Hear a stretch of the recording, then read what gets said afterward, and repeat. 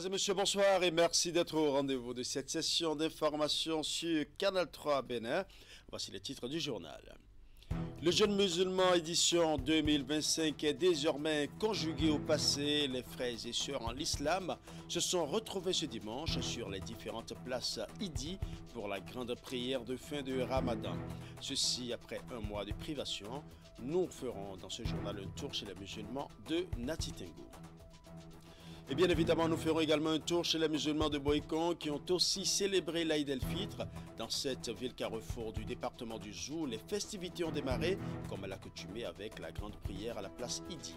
Autorités communales et bien d'autres personnalités ont toutes prié pour le peuple béninois et ses gouvernants. Nous parlerons également dans ce journal du mois de la francophonie édition 2025. Le top des diverses activités a été donné au Bénin en début de week-end par une cérémonie de lancement officielle. Elle a été couplée avec la célébration en différé de la journée internationale de la francophonie. Voilà pour les titres.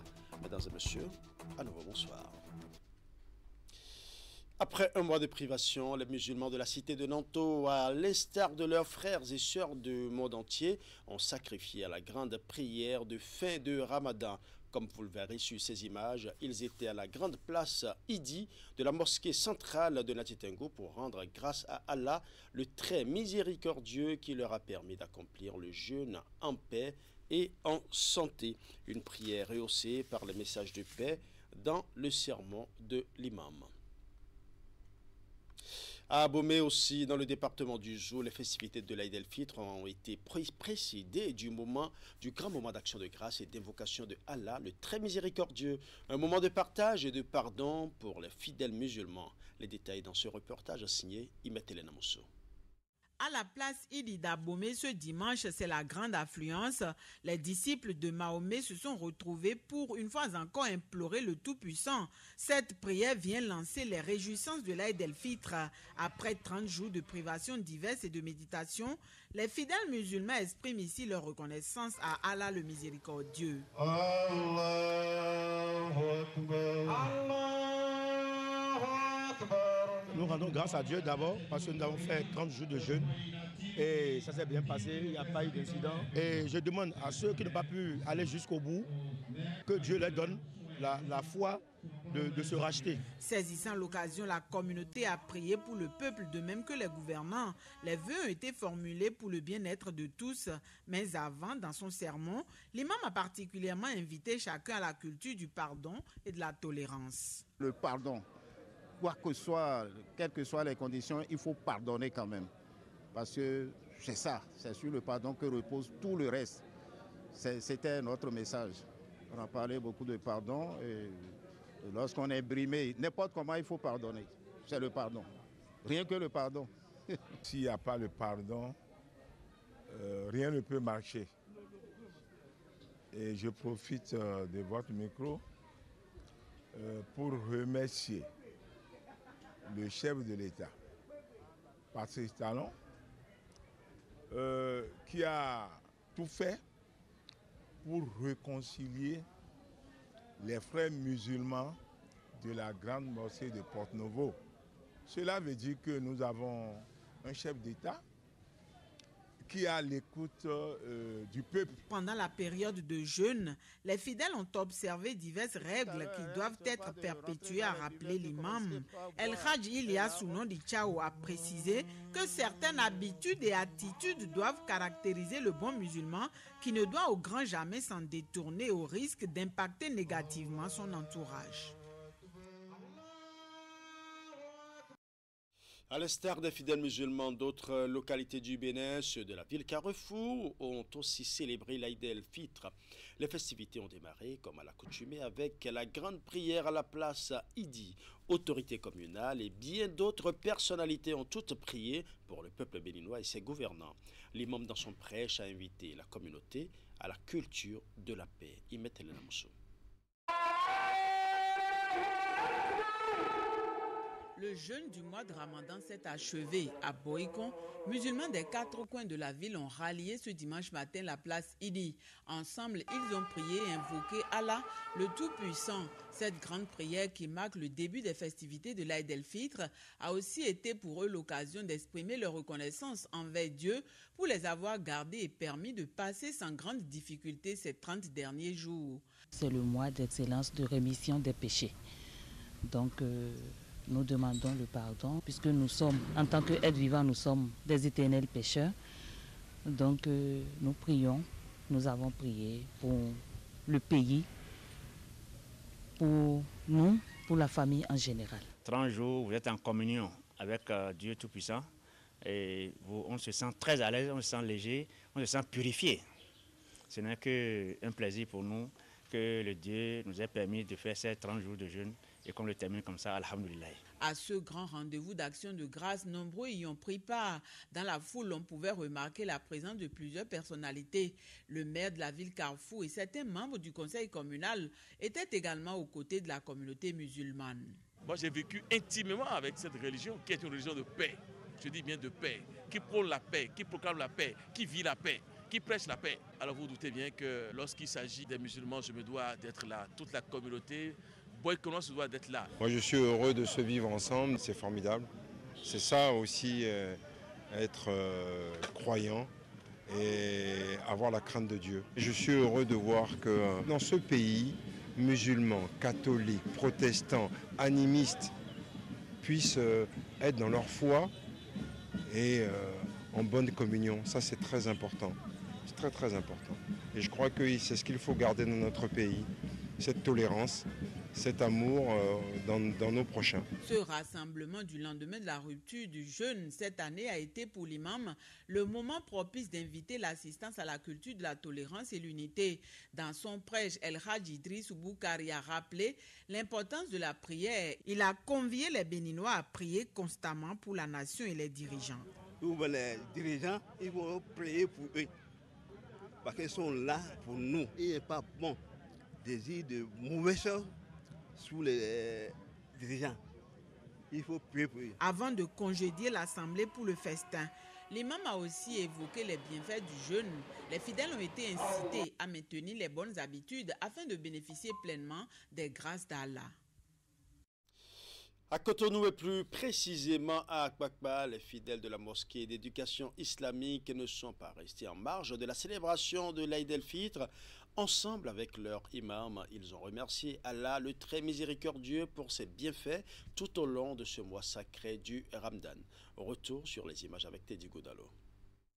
C'est un grand jour pour les fidèles musulmans qui prennent d'assaut cette place Idi pour l'ultime prière qui marque la rupture de plusieurs jours de jeûne et surtout de partage. L'arrivée sur place de l'imam Ilyas Abdourahman Adamoun donne le top d'un moment de prière et de reconnaissance à Allah pour ses bienfaits.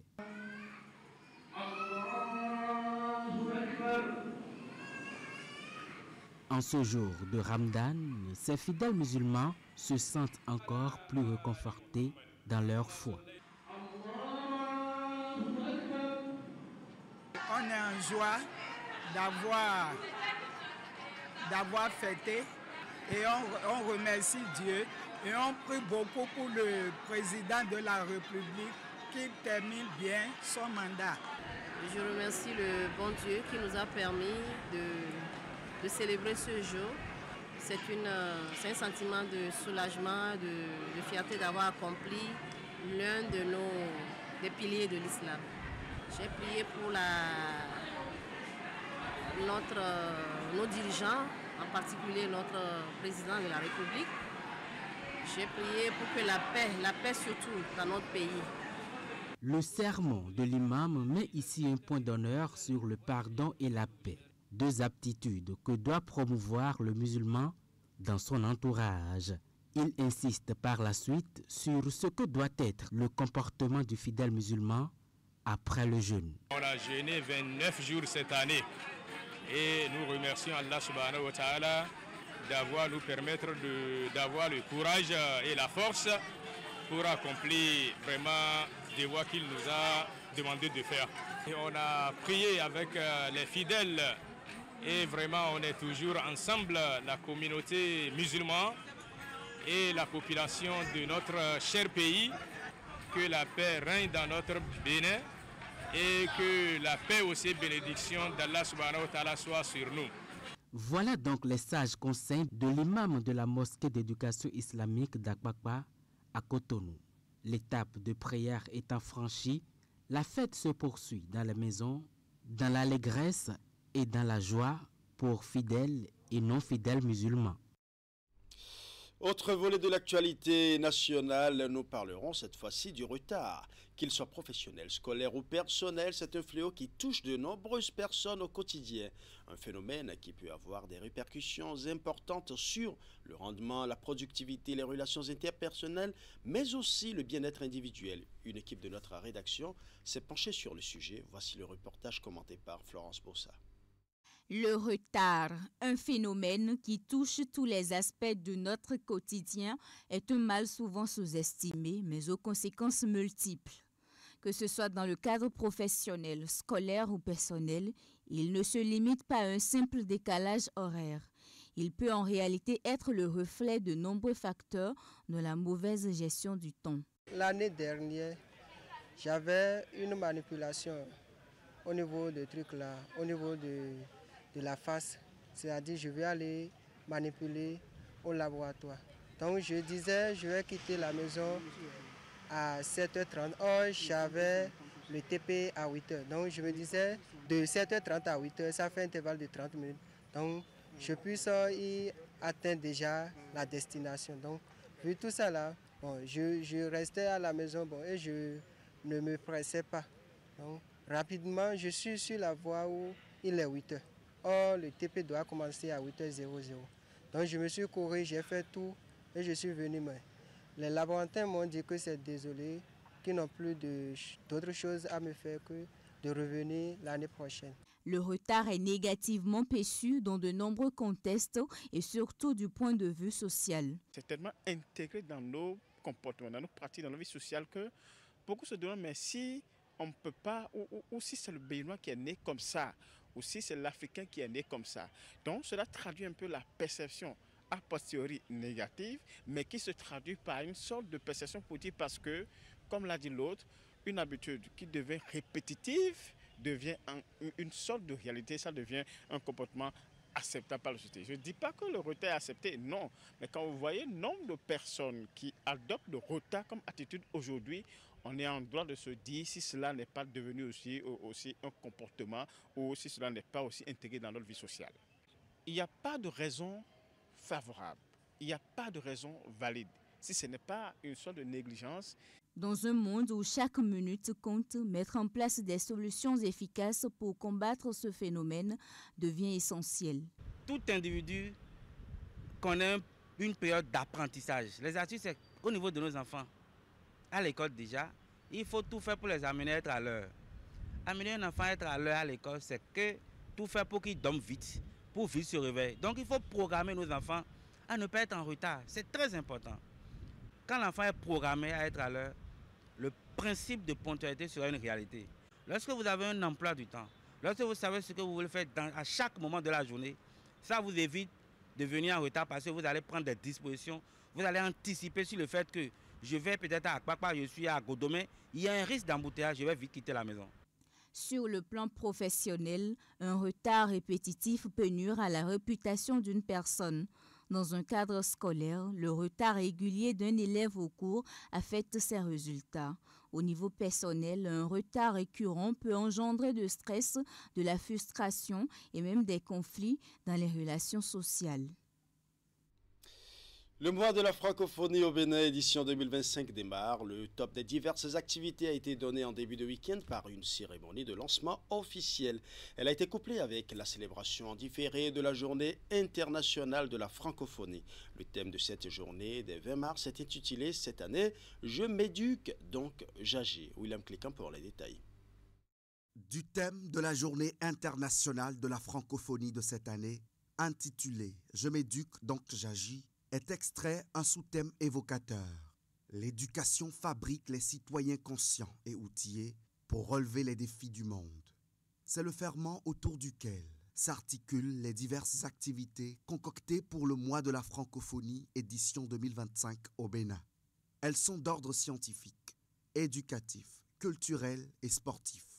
Ce thème illustre parfaitement les ambitions de la francophonie en faveur du savoir et de la transmission indispensable dans un monde en perpétuelle mutation. L'éducation représente pour notre organisation un levier de transformation pour un avenir durable et un moteur de développement et de la paix.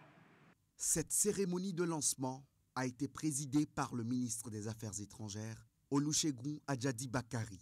Célébré le 20 mars, c'est marquer l'arrêt nécessaire devant les progrès réalisés dans le temps, les différents programmes et projets mis en œuvre ici au Bénin au profit des populations. La francophonie, exclusivement culturelle par le passé, s'étend désormais tournée vers les peuples et le développement durable. Cette coopération s'est traduite par de nombreuses actions concrètes. Appui aux couches vulnérables, appui à la jeunesse, aux jeunes filles déscolarisées, appui aux femmes n'ayant pas les moyens, appui à la culture, à l'éducation, au sport, à la décentralisation, au cinéma, à la gouvernance, aux droits humains, à la justice, au numérique, à l'environnement et à l'économie. Je lance aujourd'hui un appel à tous nos partenaires institutionnels, éducatifs et associatifs pour que nous poursuivions ensemble cette dynamique en faveur d'un apprentissage ouvert, évolutif et adapté aux réalités du monde moderne. Le Bénin se prépare déjà activement à accueillir en milieu d'année un événement de taille regroupant plus de 300 entreprises sous l'égide de l'Organisation internationale de la francophonie. Il s'agit de la 6e mission économique et commerciale de la francophonie prévue du 17 au 19 juin 2025, une première en Afrique occidentale.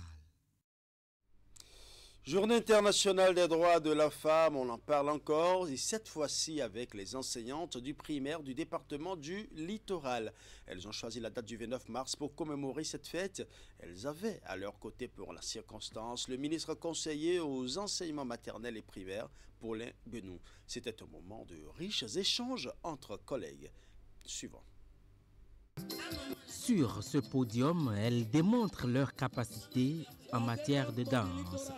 Ces Amazones enseignantes du littoral célèbrent ici l'édition 2025 de la Journée internationale des droits de la femme. Derrière elles, leur ministère de tutelle. Nous avons initié cette rencontre festive entre tous les enseignants et enseignantes du département du littoral afin d'instituer la communion et le vivre ensemble qui va réduire les disparités et inculquer le travail bien fait à tout un chacun de nous. Par ailleurs, je voudrais faire comprendre à toutes mes sœurs ici présentes que se battre ne doit pas signifier devenir rebelle. Mais je nous exhorte plutôt à nous soumettre à nos époux, car dit-on souvent, « Nous et non les bon, sous nous et non quoi encore ». Soyons donc dociles à nos époux afin que nos foyers puissent perdurer. Le moment n'est pas que festif pour ces encadreurs du sous-secteur de l'enseignement maternel et primaire zone littorale. Elles ont également eu droit à une séance d'échange sur le thème principal de la célébration. Pour toutes les femmes et les filles, droit, égalité et autonomisation. Les droits de la femme, plus que tout autre, constituent un projet de société. Aussi, la cause des femmes n'est pas seulement le combat des femmes, c'est celui de toute la nation qui aspire à un développement durable et équitable. À cet égard, aucun pays ne saurait intégrer le cercle des pays émergents en laissant en marge la frange la plus importante de sa population, 52%. À cette occasion, le ministre conseiller aux enseignements maternels, primaires et secondaires, Paulin Benou, a mis un accent particulier sur les dispositions prises par le gouvernement à l'égard des femmes, notamment enseignantes. Il les exhorte par la suite à rester focus sur le travail qui les incombe pour un secteur éducatif plus fort. Voilà, ce sera tout pour ce journal. Merci pour votre aimable attention. Merci, c'est un plaisir pour moi de recevoir votre compagnie. L'info continue ce soir. Rabalik Para et ses invités commentent l'hyperactivisme des ministres conseillers en lien avec les attributions des ministres titulaires. Les confrères Sergino Lokosu et Stanislas Amoa se prêtent à l'exercice à 20h00. Restez donc avec nous pour la suite de nos programmes.